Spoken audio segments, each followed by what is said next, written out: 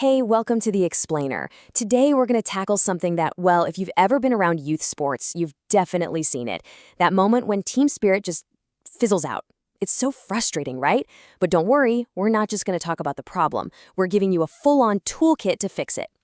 So let's just jump right in with a question that every coach, every parent, and probably every player has asked themselves at some point. What is it? What's that magic that makes some teams just click? And on the flip side, why do other teams, even with all the talent in the world, just completely fall apart? This whole problem is really like a two-sided coin. On one side, you've got apathy. This is that checked out feeling, right? Players don't want to work together, they don't seem to care about their teammates, they just want to do their own thing. Then you flip the coin, and you get this toxic aggression, that win-at-all-costs attitude that creates hostility and just completely destroys sportsmanship. All right, so here's our game plan for this explainer. We're going to start with what we call the teamwork paradox. Then we'll dig into why good teams sometimes go bad. After that, we'll cover the red flags you've got to watch out for. And then, the best part, we'll get into the real practical steps for forging an unbeatable team. Okay, first things first. We need to really nail down what we're talking about here. Let's define the challenge. This is the teamwork paradox. So here's the crazy thing, right? The core conflict is this. Team sports are supposed to be all about cooperation and shared goals, but the competition itself can sometimes push players to one of two extremes. Either they don't care at all, or they care way too much, but only about winning. And here's the paradox. Both of those extremes totally undermine the real point of it all, which is growth. So how does a perfectly good team end up there?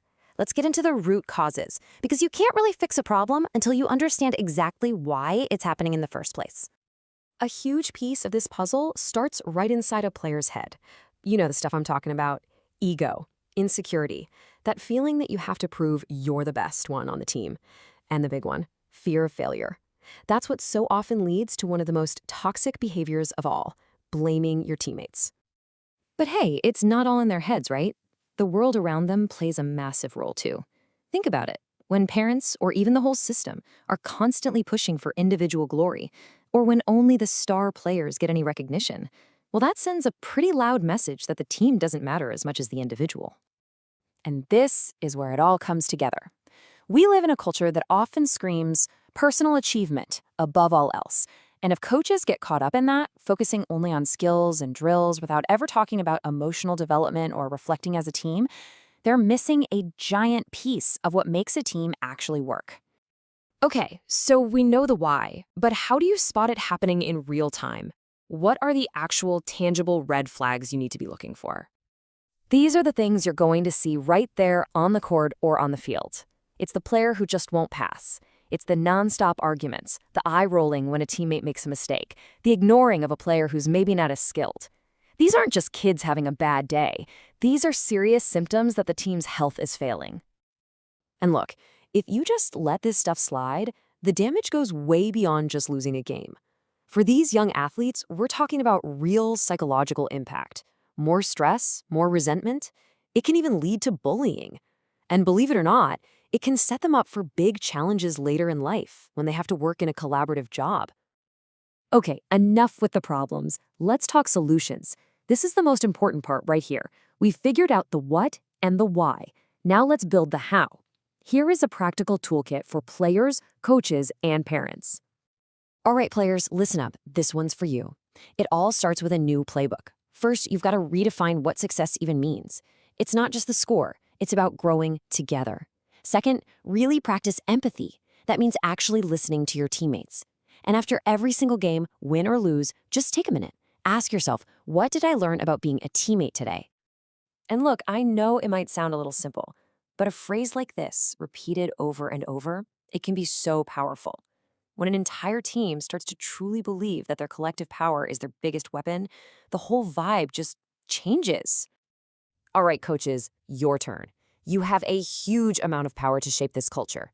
Make it a point to shout out the players who make the great pass, not just the one who scores the goal. Actually schedule time for team building, and make talking about respect and integrity just a normal part of every single practice.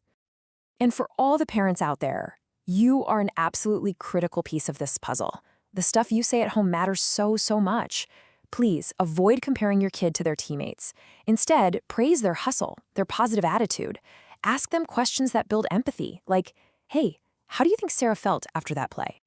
Okay, I want to give you a super practical tool that any team can start using tomorrow. It's a simple reflection checklist. Hand these out after a game. It gets each player thinking about their own actions. It immediately shifts the focus away from who can I blame to how did I contribute to the team today? It's all about self-awareness. So, as we wrap this up, I want to leave you with one big question to chew on, whether you're a player, a coach, or a parent. Beyond how fast you can run or how well you can shoot, what makes someone a truly valuable teammate? Is it their work ethic, their positive energy, their knack for picking someone up when they're down? Because at the end of the day, that's the real goal, isn't it? To build a sports culture where things like integrity and empathy are celebrated just as much as a win. Because the true victory isn't just about a trophy, it's about learning how to make everyone around you better. And that is a skill that will last a lifetime.